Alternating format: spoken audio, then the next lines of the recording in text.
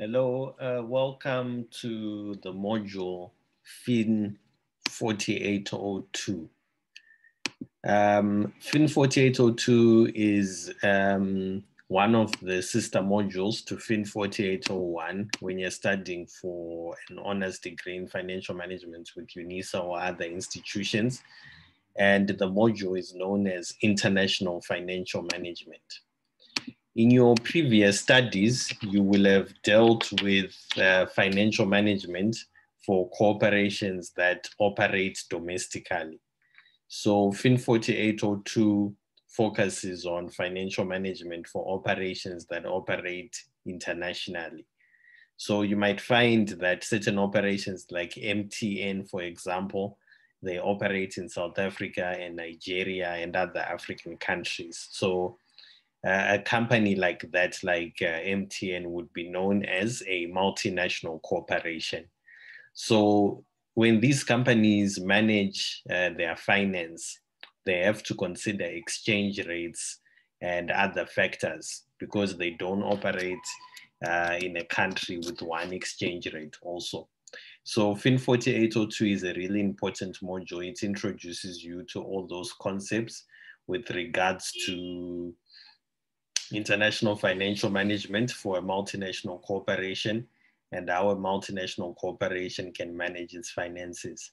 So the prescribed textbook for this really important module is it's a book by Jeff Madura, International Financial Management. There are different editions. I'll be using the 9th edition as the soft copy for this module, but you might have a different edition for your purposes of going through this module. But it's a really important module and it introduces you to a lot of new things you might not be familiar with. If you have a strong background in economics, it might help. It's more centered on finance, yes, financial management, but it looks more at economics. If you've studied international economics before, exchange rates, the trade balance, balance of payment accounts, demand and supply, and those concepts. Because as a multinational company, you're exposed to different economies. So the module has 19 learning units, which is usually the case for a lot of honors modules.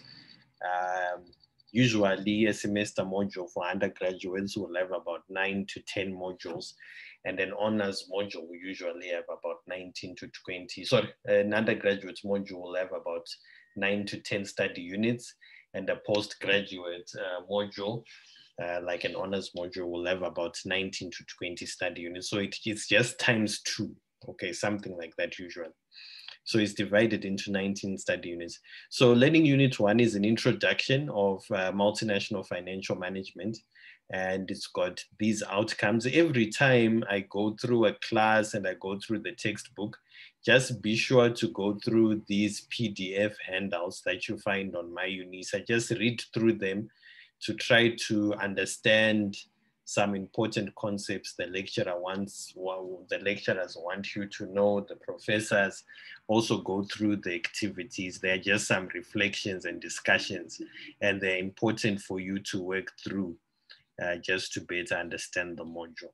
Okay, so in this first class, I'm going to take you through study unit 1, learning unit 1. I'll just introduce you to some important concepts with regards to multinational financial management.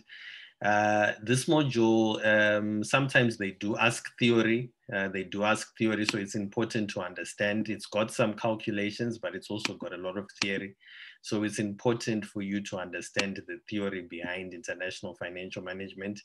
If you get stuck somewhere, please revisit the class. Also feel free to let me know. It's important that you are comfortable with the theory with regards to some of these concepts. Okay, so we can start now. So the first thing you need to note is that, like, as I said, this book looks at financial management for multinational corporations. So it's known as multinational financial management. And an important thing to note with regards to multinational financial management is that we have what we call multinational corporations. And a multinational corporation is a firm or a company that engages in some form of international business. So if you're a company that either purchases supplies from overseas or sells to overseas companies, or you're based in an overseas country, if you've got some type of international business, we say you're a multinational corporation. So there are a lot of multinational corporations. I've already said MTN, even Shell, BP, energy companies. So, I mean, there are so many multinational corporations. You can go on and on. A lot of companies conducting some form of international business, and it's only getting more and more with globalization, the ease of travel, and so forth. So just like an ordinary domestic company, the main goal of the managers, of a multinational corporation, the main goal of the managers of a multinational corporation is to maximize the value of the multinational corporation. Just like for a domestic company, the main goal of a domestic company would, the main goal of the managers of an ordinary company would be to maximize the value of the company for the shareholders. Also considering the interest of all the stakeholders in the business, of course. So the goal is the same, and usually this value is measured through the share price of the multinational corporation, just like we would measure the value of a company through the share price of the company. So the managers of a multinational corporation may make decisions that conflict with the firm's goal to maximize shareholder wealth. It's always possible that managers might be in conflict with the goal to maximize shareholder wealth. This happens, and I'm sure you've come across it. We've discussed it before in undergraduate modules. It's known as the agency problem, when managers make decisions that conflict with the goal to maximize shareholder wealth for the shareholders. So what usually has to happen is that in a multinational corporation, just like in an ordinary corporation, the shareholders have to ensure and monitor that managers actually act to maximize shareholder wealth. And by monitoring managers so that they maximize shareholder wealth, by monitoring them, by trying to make sure they act in their interests, the shareholders incur costs. The organization, the multinational corporation, will incur costs. And these costs are known as agency costs. They are costs that the multinational corporation will incur in order to monitor and ensure that managers are acting to maximize shareholder wealth, not just to maximize their own interest.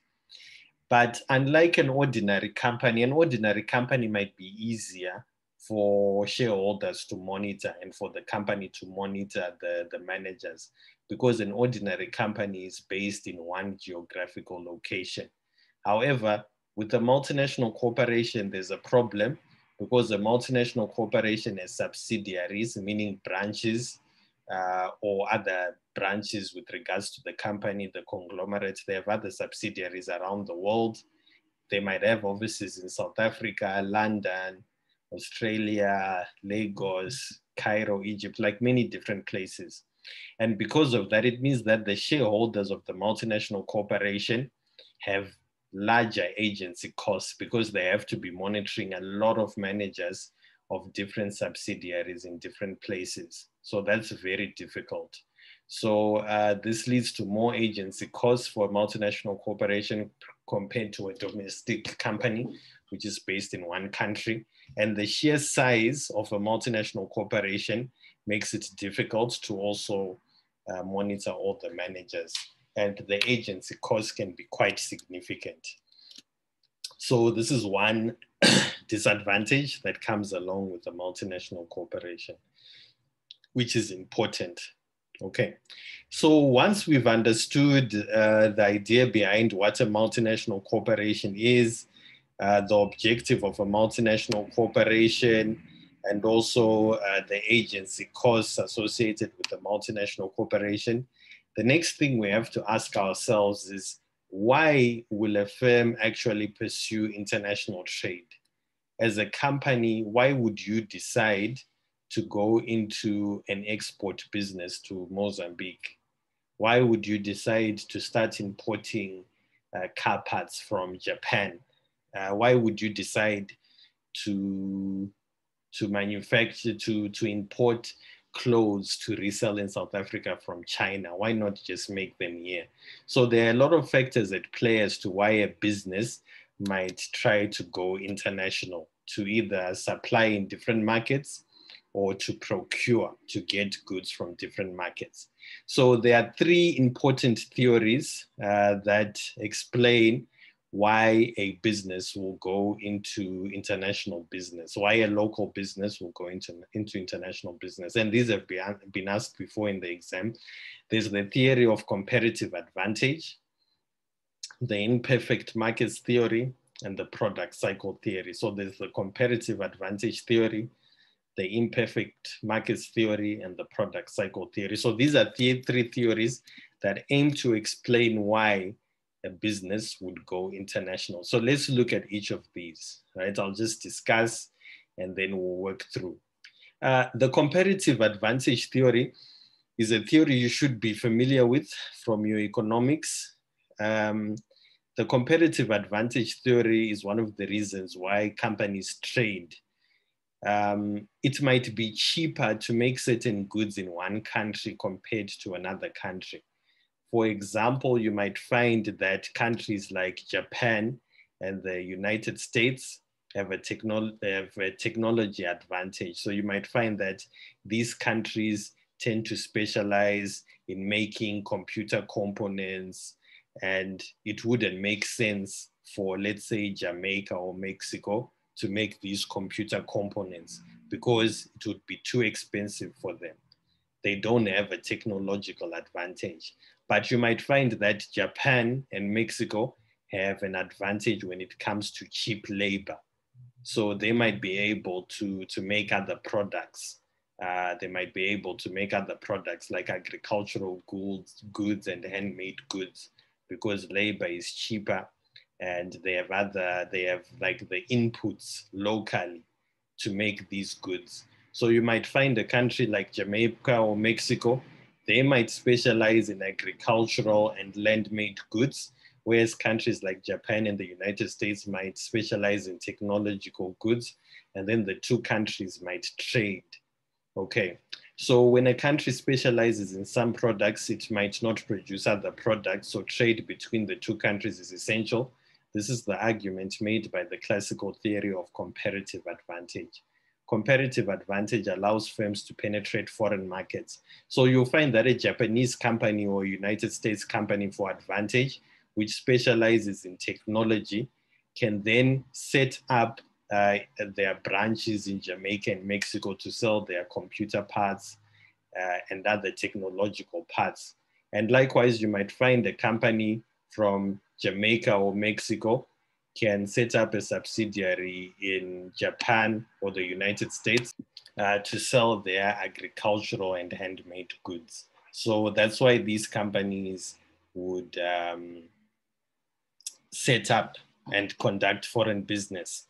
So competitive advantage allows firms to penetrate foreign markets. Many of the Virgin Islands, for example, specialize in tourism and rely completely on international trade for most products. Although these islands could produce some goods, it is more efficient for them to specialize.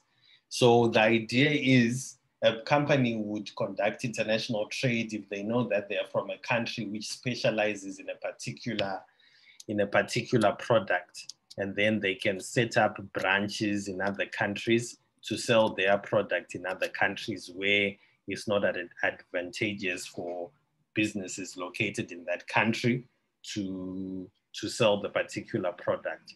So a company in South Africa that specializes in wine, maybe based in Cape Town, might set up a branch in the UK whereby they sell their wine in the UK rather than a UK company producing the wine. So that would be a reason why a wine company would conduct an international business. Okay, so that's just one reason. It might be very expensive to farm wine in the UK due to space, due to not having the grapes and other factors. It's just an example. So comparative advantage is one reason why a company would conduct international business. Another theory which says why companies conduct international business is the imperfect markets theory. The imperfect markets theory. So the imperfect markets theory says if each country's markets were closed from all other countries, there would be no international business, assuming that borders were closed.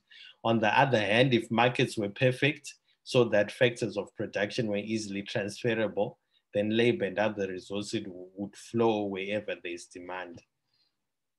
The unrestricted mobility of factors would create equality in costs and returns and remove the comparative cost advantage, the rationale of international trade and investment. Okay, so this is just a background. Looking at two extremes, saying assume that borders are closed, it means one country can buy from another country. Assume borders are completely open, that means it's very easy to transfer production factors to wherever it's cheaper to manufacture. However, in the real world, we have imperfect markets. In the real world, we have imperfect markets. It's not possible for you to easily take labor from China and then move it to South Africa. We know that labor is cheaper in China. So you can't just take your labor from China and move it, let's say, to the United States to manufacture goods for you.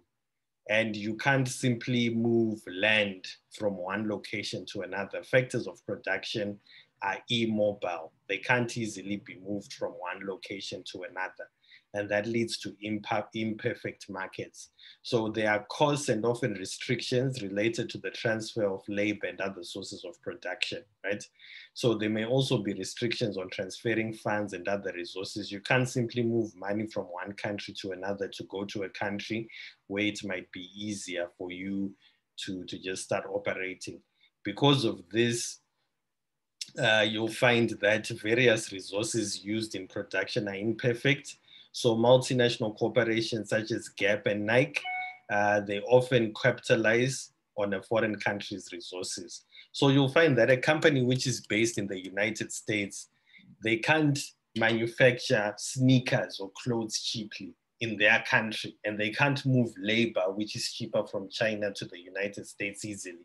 So rather they open a manufacturing branch in China, and they manufacture their clothes in China or their shoes, then they just bring them back to the United States or to other countries to sell.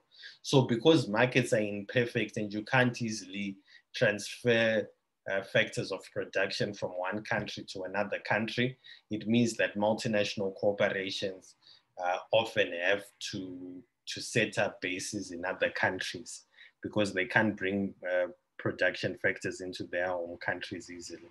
And then the third reason why firms sometimes pursue international business is the product cycle theory. So this is the third theory. So one of the more popular explanations as to why firms evolve into a multinational corporation is the product cycle theory. So according to this theory, firms become established in the home market as a result of some perceived advantage over existing competitors, such as a need by the market for at least one more supplier of the product. So a firm might end up being the primary player in the domestic market for some reason. Maybe they've got an innovative product, or the market needs one more supplier, and then that firm becomes the one more supplier. So because information about markets and competition is more readily available at home, a firm is likely to establish itself first in its home country. So after the firm has established itself in its home country, you might find that foreign demand for the firm's product will initially be accommodated by exporting. So initially, the company might be producing wine or producing television sets and exporting them. But what might happen is that as time passes, the firm may feel that the only way to retain its advantage over its competition in foreign countries is to produce the product in foreign countries, thereby reducing its transportation costs. So if a South African company was exporting television sets to other countries, the South African company or exporting wine bottles, they might find that to reduce transportation costs it's better for them to move to this particular country where they're exporting to, and to actually do some of the manufacturing in those classes so that they have a competitive advantage and they can charge lower prices. So the competition in the foreign markets may increase as other producers become more familiar with the firm's products. So in the foreign market, other producers might start picking up on the new products, which is coming from the foreigners who are coming into their market, and competition might increase. So the firm may develop strategies to prolong the foreign demand for its product. A common approach is to attempt to differentiate the products so that other competitors cannot offer exactly the same product. So these phases of the cycle are illustrated. So there's a simple cycle here, a diagram, an exhibit that illustrates how this would go about for a multinational corporation. The cycle, whereby it starts in its domestic market and then it moves on to foreign markets to try to get a market share there, and then competitors start to see that they are moving into their market, and then they start to differentiate their products. So whether the firm's foreign business diminishes or expands over time will depend on how successful it is in maintaining some advantage over its competition. The advantage could represent an edge in its production or financing approach that reduces costs, or an edge in its marketing approach that generates and maintains a strong demand for its product. So this is the life cycle. The firm first creates the product to accommodate local demand. And then after they've had sufficient demand, they start exporting their product to foreigners, to foreign countries to get foreign demand. And then once their product is now known in foreign markets, they establish a foreign subsidiary in the presence of the country to possibly reduce costs.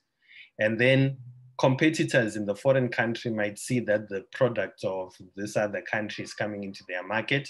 So the firm might have to differentiate their product from competitors, or expand their product line in the foreign country, or the firm's foreign business declines as its competitive advantage is eliminated.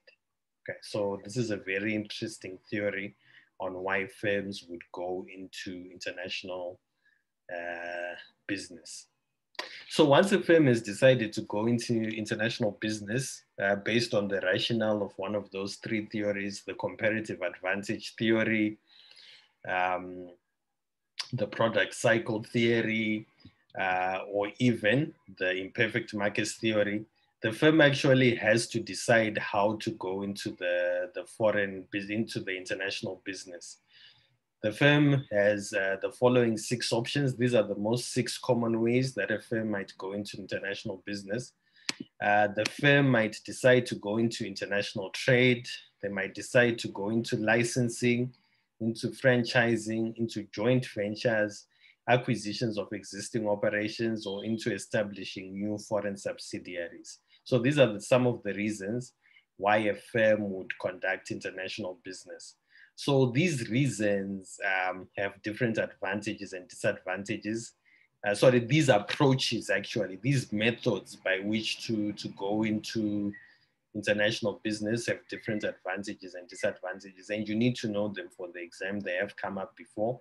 So let's look at each of these methods, basically what the method entails and the types of cash flows that might be exchanged with regards to each approach. So the first approach is international trade. So international trade is a relatively conservative approach that can be used by firms to penetrate markets by exporting, or to obtain supplies at a low cost by importing. Okay, so if a firm basically imports, or if a firm imports supplies and exports their goods or to other countries, that's just international trade. It's a low risk strategy because the business, the firm, can easily stop international trade. It's a low risk strategy where a firm simply imports some of its material from a foreign country and they sell some of their products to a foreign country. So they are not producing anything in the foreign country. They don't have any workers there. They're just selling to participants in that country, maybe shops, or and they are buying maybe from suppliers in that country. They are not setting up their business there. They are not really exposed to the economy of that country as much as other firms might be. right? So that's the first approach. It's a relatively conservative, low-risk approach that can be used by firms to penetrate markets by exporting or to obtain supplies by importing. This approach entails minimal risk because the firm does not place any of its capital at risk. If the firm experiences a decline in its exporting or importing, it can normally reduce or discontinue this part of its business at a low cost. Next, we have licensing. Licensing, this is where the domestic firm, the South African firm, gives its license to a foreign company, maybe in Botswana, Zimbabwe, Zambia, any different country. And then licensing obligates a firm to provide its technology, copyrights, patents, trademarks, or trade names in exchange for fees or some other specified benefits. For example, AT&T and Verizon Communications have licensing agreements to build and operate part of India's telephone systems. Okay, so these are American telecommunication companies, and they enter into a licensing agreement to build and operate part of India's telephone system. Yeah. So Sprint, so that the company, the Indian company is Sprint Nextel Corp. No, actually Sprint Nextel Corp is a different company. This has a licensing agreement to develop telecommunication services in the United Kingdom. Eli Lilly and Co. has a licensing commitment to produce drugs for Hungary and other countries. IGA Inc., which operates more than 3,000 supermarkets in the United States, has a licensing agreement to operate supermarkets in China and Singapore. So licensing allows firms to use their technology in foreign markets without a major investment in the foreign countries and without the transportation costs that result from exporting. So a major disadvantage of licensing is that it is difficult for the firm providing the technology to ensure quality control in the foreign production purpose. So licensing, it's more centered on technology. You are supplying your technology to a foreign company. If you are a local company, you're supplying your technology to a foreign company in exchange for a fee, right? In exchange for a fee. So it's licensing is centered around technology like copyrights, patents, trademarks, or trade names. But a disadvantage is that even if the firm provides technology, it might be difficult to ensure quality control as the production process is actually handled by the company you are providing technology to. Your key is to just provide licensing, because a company might not be allowed to use your technology without licensing. So you provide a license that allows a company, a foreign company, to use your technology in exchange for a fee. Then there's franchising. We should all be familiar with franchising. McDonald's, Pizza Hut, a lot of these shops, a lot of these restaurants and other companies in South Africa are franchises. So franchising obligates a firm to provide a specialized sales or service strategy, support, assistance, and possibly any initial investments in the franchise in exchange for periodic fees.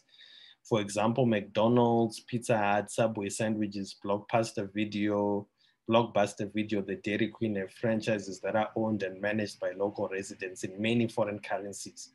So like licensing, franchising allows firms to penetrate foreign markets without a major investment in foreign countries.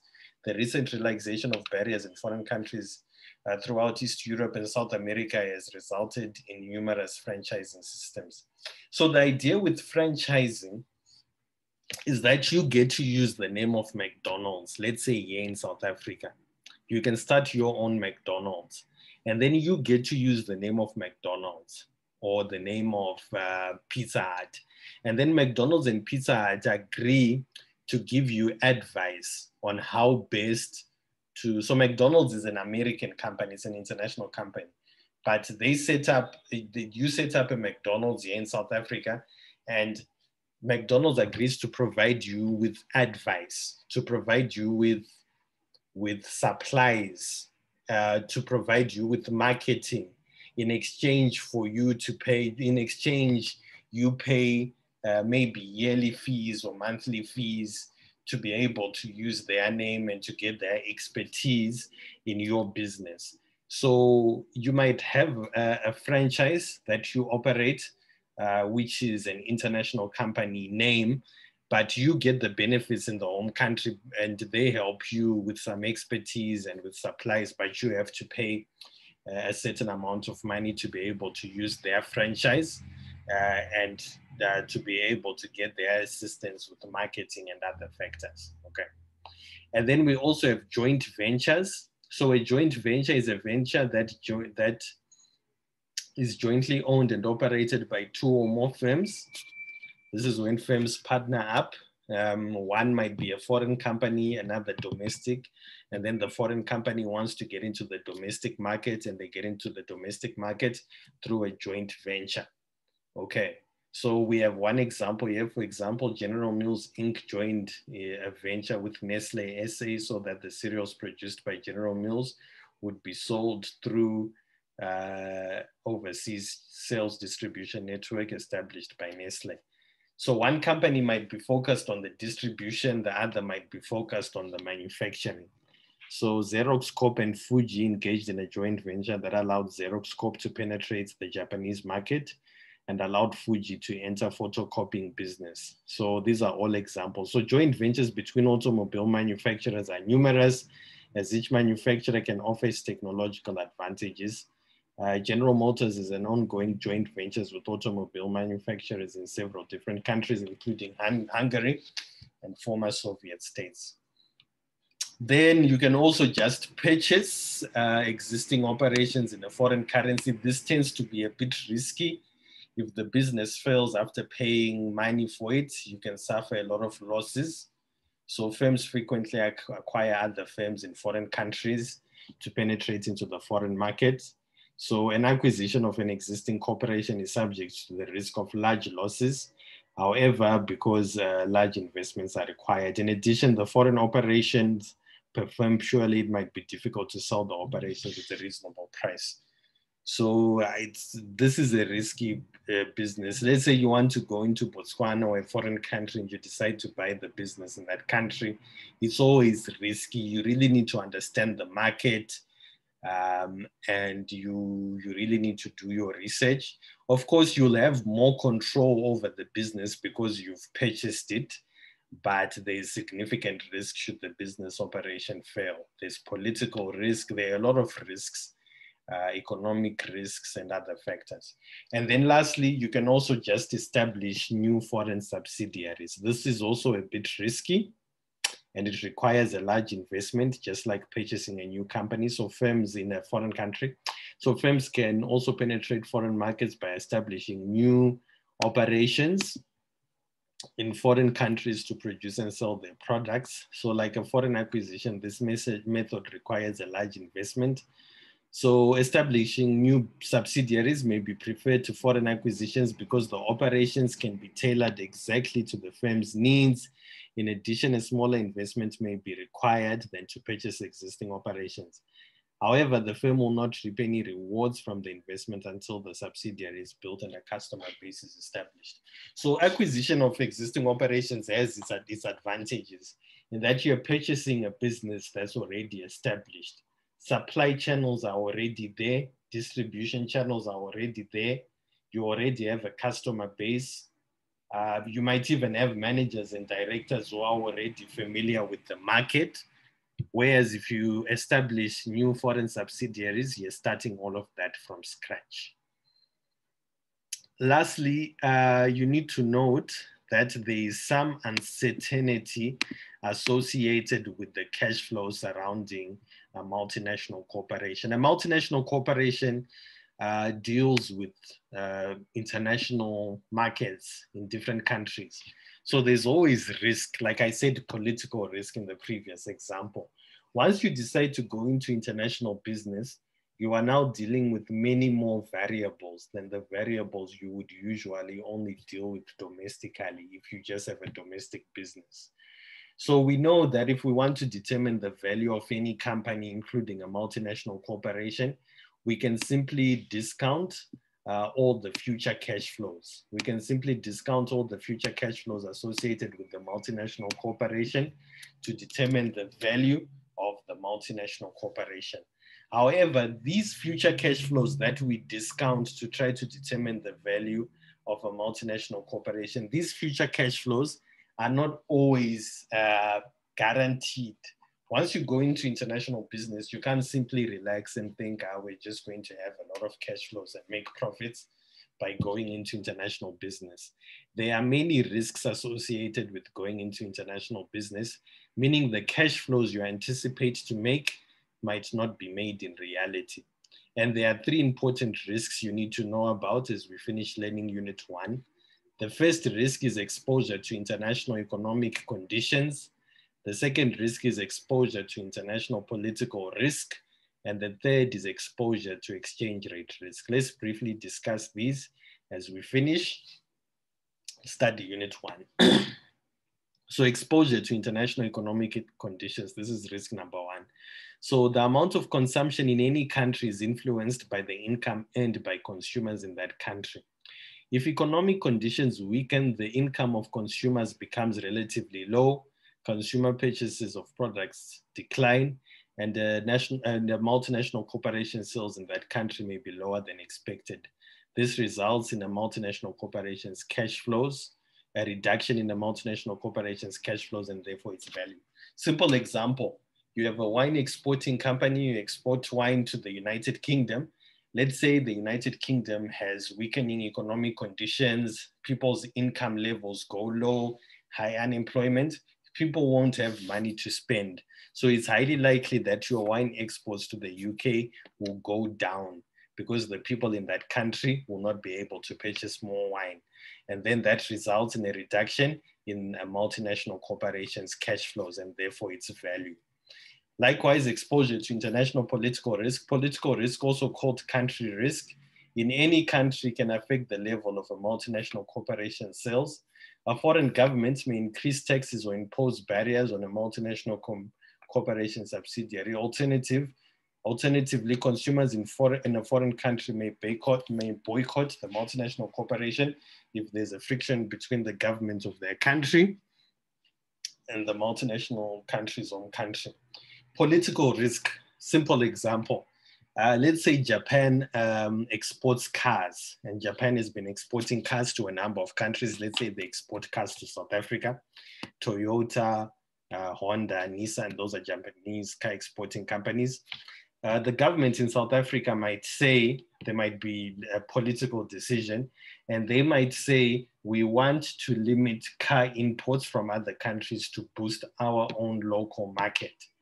So that decision might affect Nissan and Toyota because it might promote the production of cars centrally in South Africa or certain brands of cars. So political decisions can affect a multinational corporation's decisions. Even a country, even the example I've been giving of exporting wine to other countries, you might find other countries, the governments of other countries might impose tariffs on alcohol.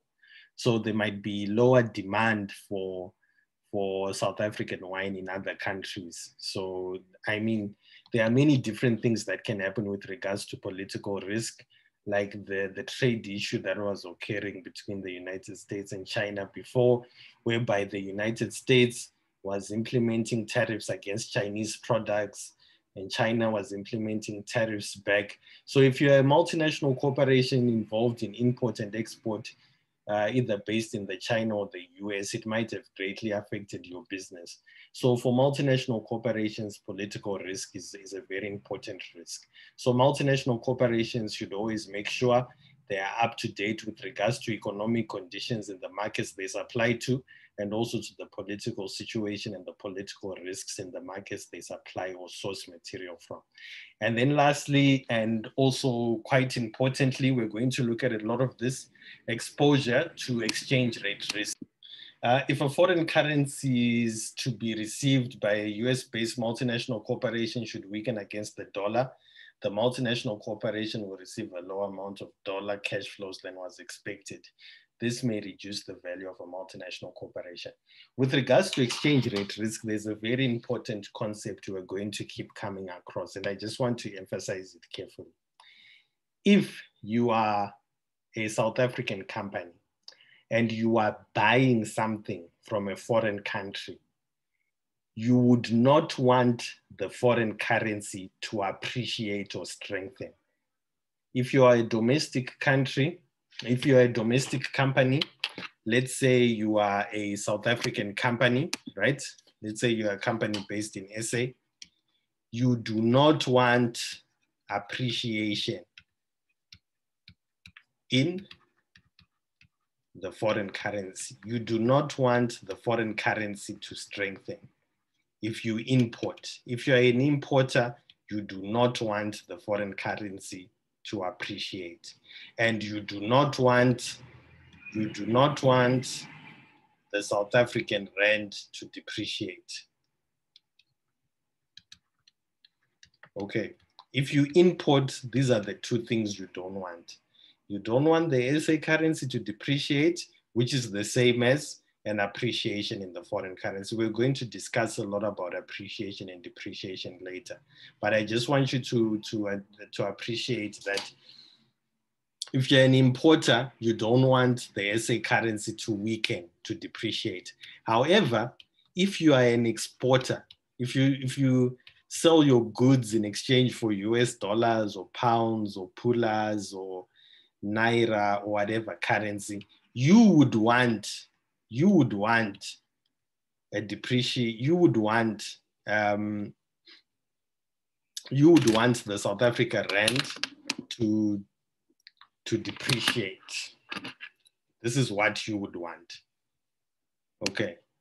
If you are an exporter, you want the South African rand to depreciate. You want the South African rand to depreciate. Right. And if you're an exporter, you want the foreign currency to appreciate. This is what you want. And if you're an exporter, you don't want. If you export, you don't want. If you're an exporter, you don't want an appreciation of SA rand. Exporters do not want this. And if you're an exporter, you don't want a depreciation I was supposed to say appreciation in foreign currency. If you're an exporter, you don't want a depreciation in the foreign currency. Okay. Right, I'll just repeat that. If you import, you want the South African rand to depreciate. Right? If you import, you do not want the South African rand to depreciate. If you export, you want the South African rand to depreciate, because it means you can convert more foreign currency into South African rand. On the other hand, if you import goods,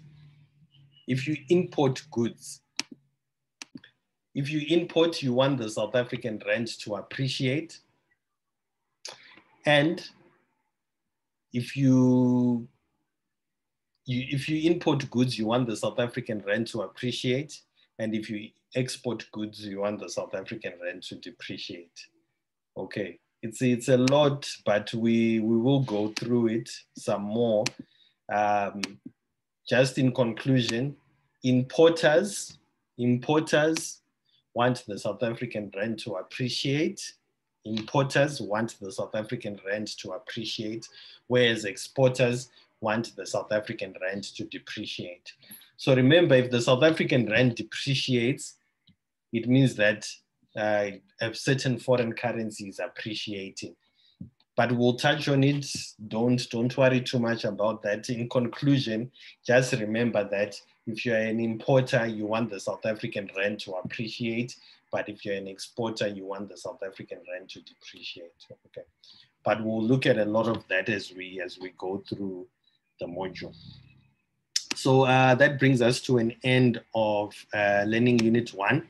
I hope it's been helpful and eye-opening learning unit. In the next class, I will take you through Learning Unit 2, which has a lot of economics around it, the balance of payments, and international trade, economic and political factors, and other important concepts which you might be familiar with from your previous studies in economics. So if you have any questions or queries with regards to the concepts covered in this recording, please feel free to let me know. I won't always be able to get back to you promptly, but I'll try to do so as soon as I can. Thank you very much. And remember to read the handouts, the PDF handouts found on my UNISA after this class. Thank you very much.